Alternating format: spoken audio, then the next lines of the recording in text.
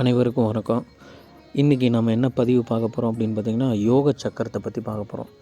அதாவது ஜோதிட சாஸ்திரத்தில் நிறைய யோகங்கள் இருக்குது.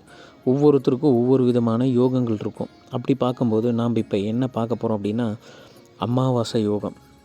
என்னடா அமாவாசை அப்படின்னா அது யோகன்னு சொல்கிறோம் அப்படின்னு பார்த்தீங்களா, உண்மையிலே அமாவாசையில் பிறந்தவங்களுக்கு வந்து யோகக்காரங்க தான். அது அவங்கவுங்க ஜாதகத்தை பொறுத்து இருக்குது.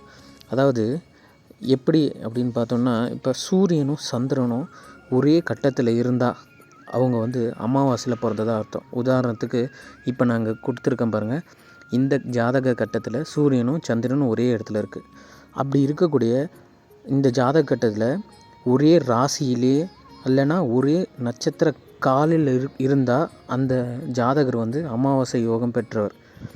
அப்படிப்பட்ட ஜாதகர் என்ன பண்ணுவார் அப்படின்னா, குணாதிசயங்கள் என்ன மாதிரி குணாதிசயங்கள்னால், திருடப்பட்ட பொருட்கள், அதாவது மறைத்து வச்சுருக்க பொருட்களை கண்டுபிடிப்பாங்க. உதாரணத்துக்கு சீதையை வந்து அனுமன் தேடி கண்டுபிடிச்சி ராமனுக்கிட்ட சொல்லுவார்ல, அந்த மாதிரி இந்த ஜாதக உடையவர் என்ன பண்ணுவார் அப்படின்னா, திருடப்பட்ட பொருட்கள் வந்து எங்கே இருக்குதுன்னு சொல்லிட்டு கண்டுபிடிக்கக்கூடியவர். என்ன மாதிரியான தொழிலில் இருப்பாங்க அப்படின்னா, துப்பறிவும் நிபுணர். அதே மாதிரி காவல்துறையில் மேலதிகாரியாக வந்து இருக்கிறதுக்கான வாய்ப்புகள் அதிகம் இந்த ஜாதகர்.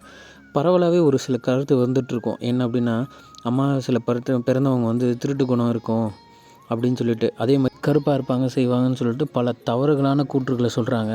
எத்தனையோ ஜாதகர்கள் இந்த அமைப்பில் இருக்கிறவங்க சிவந்த நிறமுடையவர்களாகவும் இருக்கிறாங்க. ஆகவே இவர்கள் வந்து அமாவாசையில் பிறந்துட்டோமே அப்படின்னு சொல்லிட்டு மனவேதனை அடைய தேவையில்லை. ஏன்னா இவங்கெல்லாம் வந்து யோகக்காரர்கள், அமாவாசை யோகம் உடையவர்கள். இந்த மாதிரி யோகம் இருக்கக்கூடியவர்கள் வந்து பார்த்திங்கன்னா, நல்ல ஒரு பெரிய பதவியை வந்து வகிக்கக்கூடிய நபர்களாக இருப்பாங்க. முன்ன நம்ம சொன்னோம் பார்த்தீங்களா, துப்பறிவாளர், அதே மாதிரி துப்பறிவு நிபுணராகவும் காவல்துறையில் வந்து மேலதிகாரிகளாகவும் வந்து பணியாற்றுறதுக்கான அதிக வாய்ப்புகள் இருக்குது. இவங்க கொஞ்சம் வீரியமாக இருப்பாங்க. மீண்டும் அடுத்த பதிவில் சந்திப்போம். நன்றி, வணக்கம்.